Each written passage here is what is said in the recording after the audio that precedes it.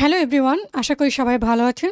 তো এই ভিডিওতে আমরা একটু দেখে নিব রিয়েক্ট টেমপ্লেটের জন্য ডকুমেন্টেশন কী কী থাকা উচিত এবং আসলে আমরা যখন রিয়েক্ট টেমপ্লেট সাবমিট করছি সে ফাইলগুলো আসলে কেমন হওয়া উচিত এবং কী কী বিষয় আসলে মেনটেন করলে আমাদের জন্য ভালো হয়, ইউজারের জন্য ভালো হয়। তো এই বিষয়গুলো আমি যখন রিয়েক্ট টেমপ্লেট সাবমিট করেছি তখন ওইভাবেই ফলো আপ করেছি, তো আপনাদের সাথেও শেয়ার করছি বিষয়গুলো। তো কথা না বাড়িয়ে আমি চলে যাচ্ছি আমার ফাইলে। তো আমি দুটো রিয়েক্ট টেমপ্লেট আপনাদের জন্য রেখেছি এখানে দেখানোর জন্য। ডকুমেন্টেশনে যাই, ডকুমেন্টেশনটাকে ওপেন করি। অবশ্যই আমরা ইন্ডেক্স HTML ডকুমেন্টেশন দেওয়ার চেষ্টা করব। তো এটা হচ্ছে টেমপ্লেট একটা ডকুমেন্টেশন, খুব সুন্দর করে একটা ডকুমেন্টেশন করা। এখানে লোগো দেওয়া, তারপর হচ্ছে টেমপ্লেট বাই করার জন্য একটা বাটন দেওয়া। তো এগুলো হচ্ছে যারা আমার কোর্সে ইনস্টল স্টুডেন্ট থাকে তাদের সাথে আমি শেয়ার করে থাকি অনেক সময়। তো যাই হোক, আমরা হচ্ছে ইনস্টলেশনে যা দেখছি গেটিং স্টার্টের একটা সেকশন, লেআউট একটা সেকশন, কন্টেন্ট একটা সেকশন। তো ইনস্টলেশন একটা সেকশন, তো এখানে আমাদেরকে প্রসেসটা বলে দিতে হবে। হ্যাঁ, ইনস্টলেশনের জন্য আমাদের কী কী প্রয়োজন। রিয়েক্টের জন্য আমাদের Node.js লাগে, তো একটা রিয়েক্ট রাউটার ডম এই বিষয়গুলো জানা লাগে। এনভায়রনমেন্টটা তৈরি করার জন্য আমাদের কী কী বিষয় থাকা লাগে ওই বিষয়গুলো আমাদেরকে এখানে অবশ্যই তুলে ধরতে হবে। যেমন CLI কমান্ডগুলো আমরা এখানে তুলে ধরব। তারপর আমরা স্যাস যদি ইউজ করে থাকি, স্যাসটাকে আমরা কীভাবে কম্পাইল করবে সেই বিষয়টা বা কোন জায়গায় এই ফাইলটা সে পাবে সেটা আমরা এখানে বলে দেবো খুব সুন্দর করে। এগেন কালার স্কিম যদি থাকে, কালার কাস্টমাইজেশন যদি থাকে, আপনার কালার ভেরিয়েবল আমরা অনেক সময় ইউজ করে থাকি CSS-এ বা স্যাস লাইব্রেরিতে। এখানে দেখুন যে লোকেশনটাও দেখিয়েছে, পাশাপাশি ওই ভেরিয়েবলগুলোও এখানে বসিয়ে দিয়েছে। তো এগুলো আমরা ইন্সপেক্ট করলে দেখতে পাবো যে প্রি দিয়ে আসলে করা। হ্যাঁ, এই যে কোড, প্রিয়ের ভেতর কোড কিছু CSS স্টাইল করে দিয়েছে। তা আপনারা চাইলে এগুলো কিন্তু করে ফেলতে পারেন। যারা রিয়েক্ট ডেভেলপার আছেন তারা HTML সম্পর্কে একটু ধারণা রাখেন আশা করি। তারপর হচ্ছে আমরা লোগো সেটিংটা দেবো। অবশ্যই লোগোগুলো কোথায় আছে, কোন ফোল্ডারে আছে এবং লোগোটা কিভাবে রিপ্লেস করবে আমাদের ফাইলে। এই যে লোকেশনটা আমরা দেখিয়ে দিব, এডিটরে ওপেন করে ফাইলটার লোকেশনটা দেখিয়ে দেবো এবং কোন জায়গায় আসলে ওই ইমেজের লোকেশনটা বসাবে সেটা আমরা বলে দেব। যেই জায়গায় আমাদের লোগোটা চেঞ্জ করার অপশন আছে সেটা আমরা অবশ্যই বলে দেব। এগুলো একদম কমন বিষয়। তারপর কপিরাইট যদি থাকে আপনার, কপিরাইটটাও কিন্তু আমরা বলে দেবো যে কোন জায়গায় কপিরাইটটা চেঞ্জ করতে পারবে। যেমন ফুটারে থাকে, তো সেই পার্টটা আমরা এখানে অ্যাড করতে পারি। পাশাপাশি এখানে যে প্রপসের জন্য কম্পোনেন্ট, হেডার কম্পোনেন্ট ইউজ করেছে, সো হেডার কম্পোনেন্টে কোথাও বসাবে সেটাও কিছু স্ক্রিনশট আকারে বসিয়েছে। তো টাইপ অফ লোগোটার টাইপটা এখানে বলে দিয়েছে। তারপর হচ্ছে লেআউটগুলো, কী কী লেআউট আছে, হেডার ফুটার লেআউট আছে, হেডারগুলো আছে সেটা এখানে বলেছে। তো ফুটার আছে সেটা এখানে ফুটার 1, ফুটার 2 এইভাবে আমরা বলেছি। আপনি আরও স্ক্রিনশট আকারে দেখিয়ে দিতে পারেন। তারপর কন্টেন্টের টাইপোগ্রাফি আমরা হেডিংগুলো দেখাচ্ছি। তারপর টেক্সটটা কীভাবে আছে সেই একটা মার্কআপ বসিয়েছি।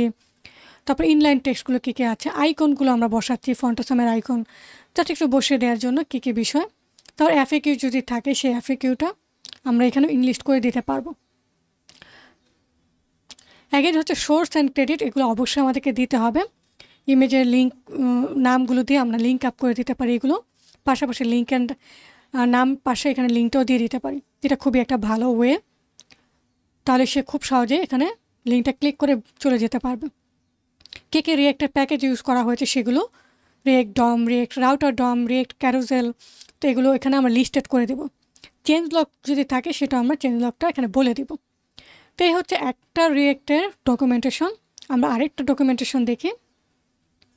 তো মেইন বিষয় হচ্ছে আপনাকে অবশ্যই এই বিষয়গুলো খেয়াল রাখতেই হবে, কীভাবে লোগো চেঞ্জ করে, তারপর হচ্ছে কীভাবে হচ্ছে ফুটারে কপিরাইট চেঞ্জ করবে, কীভাবে হচ্ছে ফাইলটা রান করাবে, সেট আপটা কি, লোকাল ডেভেলপমেন্ট এনভায়রনমেন্টটা কি, কোন জায়গায় আসলে আমরা ইমেজগুলো পাবো, কোন জায়গায় আসলে হেডারগুলো পাবো, এই বিষয়গুলো আমরা অবশ্যই বলে দেবো এখানে। এটি ইমেল জেএস সেট আপ করার জন্য তার ভিডিও ডকুমেন্টেশন আছে, সো সে ভিডিও ডকুমেন্টেশন লিঙ্কটাও কিন্তু বসিয়ে দিয়েছে। তো ভিডিও ডকুমেন্টেশন যদি থাকে এটা খুবই হেল্পফুল, এটা আপনি এখানেও অ্যাড করতে পারবেন।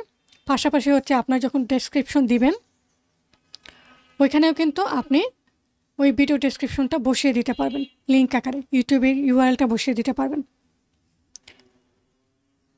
তারপর এই যে বেসিক সেটিং, লোগো সেটিংয়ের জন্য যেটা এটা দেখিয়েছে ইমেজ আকারে, এখানে বলে দিচ্ছে ফ্যাব আইকনটা চেঞ্জ করার জন্য, সাইট টাইটেলটা চেঞ্জ করার জন্য।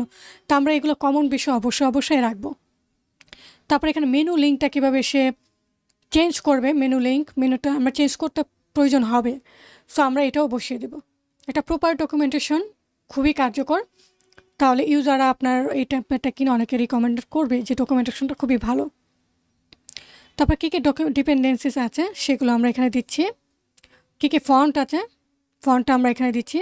তারপরে যে ক্রেডিটগুলো কিন্তু লিঙ্ক আপ করে দেওয়া, আপনি দেখতে পাচ্ছেন গুগল ফন্টে লিঙ্ক আপ করে দেওয়া।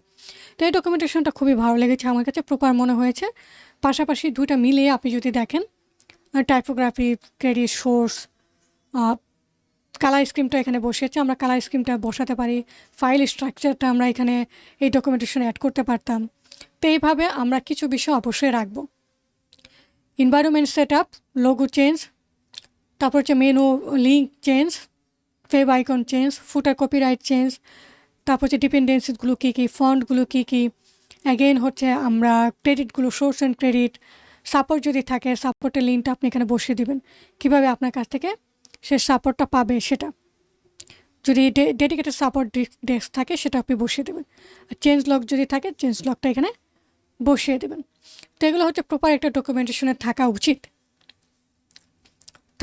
এখন আপনি যদি বলেন যে আপনারা ফাইলটা আসলে কীভাবে তৈরি করবেন, ফাইল স্ট্রাকচারটা আপনি কীভাবে আসলে তৈরি করবেন, এখন আপনাকে যেই প্যাকেজটা দিবেন, আপনি যেই প্যাকেজটা দিবেন সেটা অবশ্যই npm যে এনভায়রনমেন্টটা বলা আছে, আপনি এনভায়রনমেন্টটা বলে দিচ্ছেন, ওই npm ইনস্টল করার সাথে সাথে রান করতে পারা উচিত।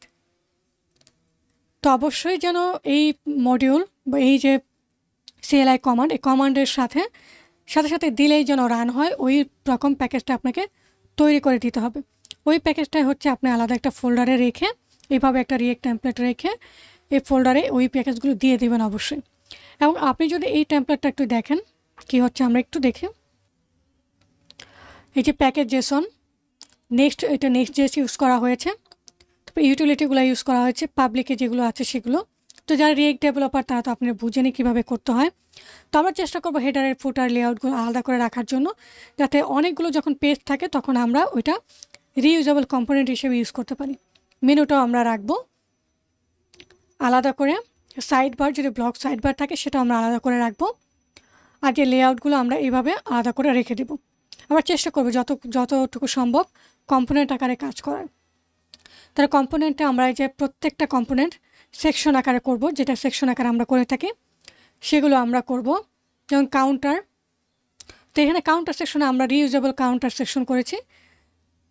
ডাইনামিক কাউন্টার করার চেষ্টা করব যাতে করে সে ওই ইনফরমেশনটা বসালে সে সাথে সাথে চেঞ্জ করতে পারে। তো এখানে হয়তো আলাদা করে বসিয়েছে, আমি কম্পোনেন্ট আকারে ক্রিয়েট করি, এখানে হচ্ছে ভেরিয়েবল কল করে কাজ করি, যাতে করে এখানে জাস্ট বসাবে সাথে সাথে এখানেও চেঞ্জ হয়ে যাবে। তো যারা রিয়েক্ট ডেভেলপমেন্ট করেন তারা ওইভাবে করলে যে এইভাবে আসলে কাউন্টার ডাটা, যেমন এই যে এখানে কাউন্টার ডাটা হিসেবে ইউজ করেছে, তো আমি যদি এখানে চেঞ্জ করি অটোমেটিকলি এখানেও চেঞ্জ হয়ে যাবে। সো ওইভাবে আমরা চেষ্টা করব যে করার জন্য, যাতে ইউজার ফ্রেন্ডলি হয় আমাদের কোডটা। তারপর আমরা প্রত্যেকটা কম্পোনেন্ট আলাদা আলাদা করে ক্রিয়েট করব এবং প্রত্যেকটা কম্পোনেন্ট দিয়ে আমরা পেজ ক্রিয়েট করব, হেডার ফুটার ক্রিয়েট করব। তো করার পর আমরা এই ফাইলটা যখন আমরা দিব এটা রান করতে পারতে হবে। আমি যখন এখানে কমান্ড মোডে রান করব সেটা যেন রান হয় সেটা ইনশিওর করে অবশ্যই আমাদেরকে দিতে হবে। তো এই হচ্ছে মূলত ফাইলের স্ট্রাকচার এবং হচ্ছে ডকুমেন্টেশন আমাদের কী কী থাকা উচিত রিয়েক্টের জন্য। তো এগুলো আমরা জেনে নিলাম। তো আমরা পরবর্তীতে এইভাবে ফাইল সেট আপ করে আমাদের ফাইলটাকে থিমফরেস্টে সাবমিট করে ফেলব। তো আই হোপ আপনাদের এই ডকুমেন্টেশনটা বা এই ভিডিওটা আপনাদের হেল্প করবে। অবশ্যই অন্যদের সাথে শেয়ার করে দেবেন এবং যদি ভালো লেগে থাকে অবশ্যই আপনি কমেন্টে জানাবেন, তাতে আমি একটু ইন্সপায়ার হব। আর পাশাপাশি যেটা হচ্ছে আপনার যদি মনে হয় যে এই ডকুমেন্টেশন ফাইলটা আপনার প্রয়োজন সেটা আপনি কমেন্টে জানাবেন, তাহলে আমি চেষ্টা করব আপনাদের সাথে শেয়ার করার জন্য বিষয়গুলো। আর এইরকম ভিডিও যদি আপনি পেতে চান অবশ্যই আমার ইউটিউব চ্যানেল সাবস্ক্রাইব করে নেবেন। তো ধন্যবাদ সবাইকে, দেখা হচ্ছে পরের ভিডিওতে।